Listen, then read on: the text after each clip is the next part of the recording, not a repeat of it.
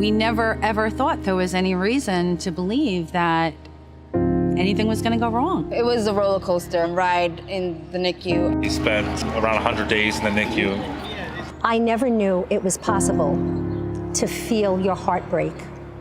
And I just remember thinking, what am I going to do if this little boy dies? Because I'd fallen in love with him already. Every year, almost 500,000 babies are born too soon.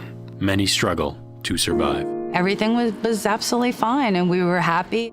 24 weeks into her pregnancy, Marie Moynihan gave birth to her son, James. What transpired next was the scariest thing, because now they knew something was wrong. I was starting to have contractions, but they didn't know if they could hold, they could hold the baby inside of me, and they didn't know what was really wrong. It was scary. It was, he was 1 pound, 9 ounces.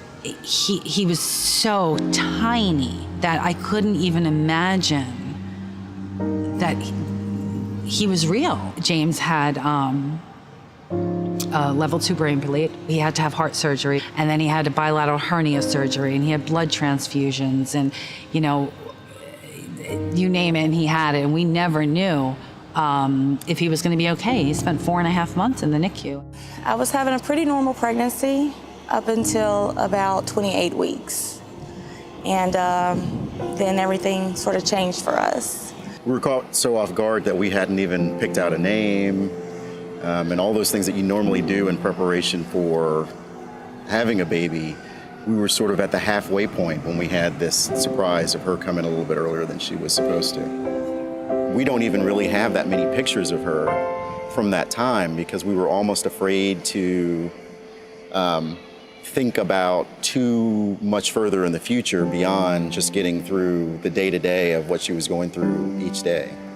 A year ago, on March 20th, my granddaughter Abigail was born. She was born with a rare cardiac condition. Every day my heart broke, and that very last surgery, when they were wheeling her away, she just, as I said goodbye to her and that I loved her, she opened her eye and she looked at me, and I know that she said goodbye to me. I know that she opened her eye, and I knew that that would be the last time that I would see her. These stories are not uncommon. All across America, thousands of families suffer due to the consequences of premature birth. But thanks to countless people like you and hundreds of companies across the nation, babies are being given a healthy start in life.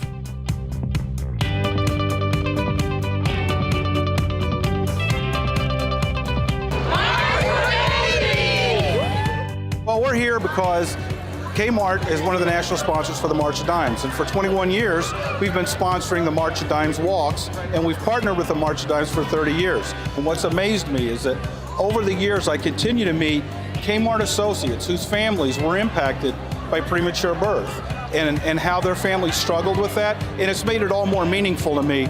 Over the last 25 years, we've grown our relationship with the March of Dimes to 250 teams across 28 states. This year, we're going to donate about $1.5 million to the March of Dimes, just about double what we did last year. We have a purpose for our corporation, which is improving health, and the March for Babies is one of the most significant symbolic acts we can have as a company trying to improve the quality of life in our communities. So many people that I know and a lot of people in our company have had premature babies, and anyone that has been around what they go through and seen what the research and what all March of Dimes does for these families is, you can't help but be touched. You need to walk, you need to raise funds, you need to be a part of this charity because it is a wonderful charity. It helps so many different people, and it's just a great thing to be a part of. It's a wonderful cause. It's really great to get the community out and about together and supporting all babies, those born healthy and those who need a little help to survive. The idea that you could help children be born healthier or prevent certain illnesses is an amazing thing to be part of. As a maternal newborn nurse, the March of Dimes was always important for me because I knew what the work that they did meant for the babies that I was working with on a daily basis. I will walk forever for the March of Dimes.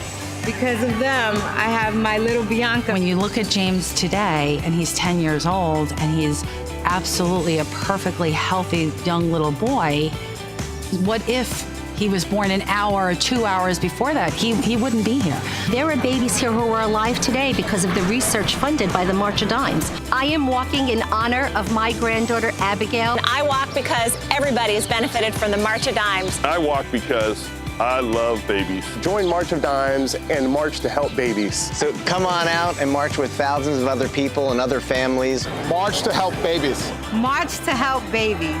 March to help babies.